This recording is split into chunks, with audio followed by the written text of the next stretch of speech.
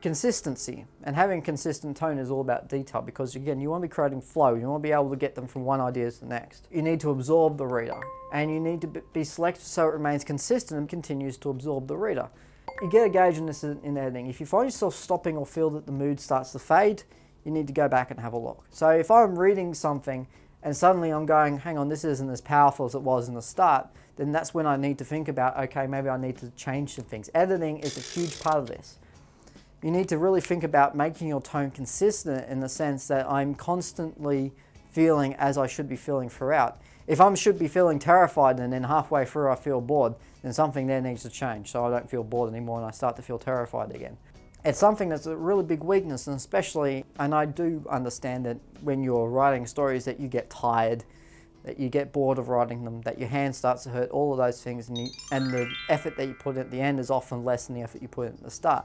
But it's still very good to just go back every now and then, even if it's just for 5 seconds, 5 minutes, and just have a very quick look and just go, okay, I can probably change that. Especially if you're typing it up, there's no excuses then. Editing is a huge part of getting that consistency of tone, and it means that, again, it's about being immersive. It means that your readers get in there, so the care factor continues. The last thing you want is a teacher to go, oh, I don't care about this anymore, I'm just going to give them a mark and move on, because that means that they're going to give you a lower mark, not a higher mark. So let's look at 2 examples. Ones that show a person's feeling sadness, one that does effectively, one doesn't. The bad, feeling empty inside, he decided to walk around the resort. He looked at the jetty, at the boats, and the garden. He had lovingly crafted from seedlings to baubles and beyond. We've gone here from 1 point to 2.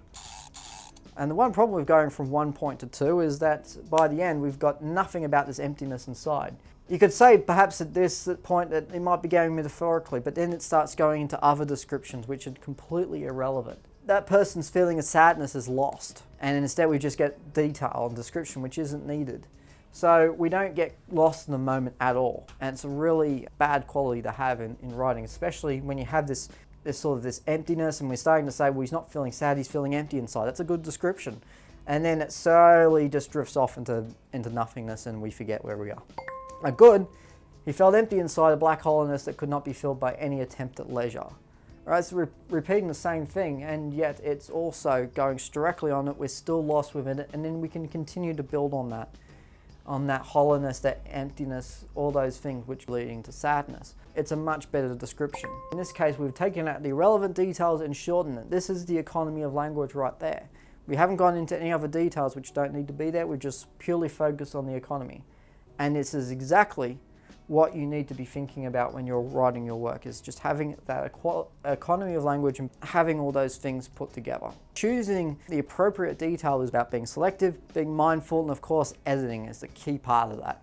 And make sure you do, even if it's not, and especially not just after you finish writing. Obviously in the exam, even if you could give yourself a couple of minutes after you finished writing it to sort of de-stress, unwind, and then go back to it, do that. In the case of any other story that you write or any other piece of work that you write, you want to just take a step back and go back to it again.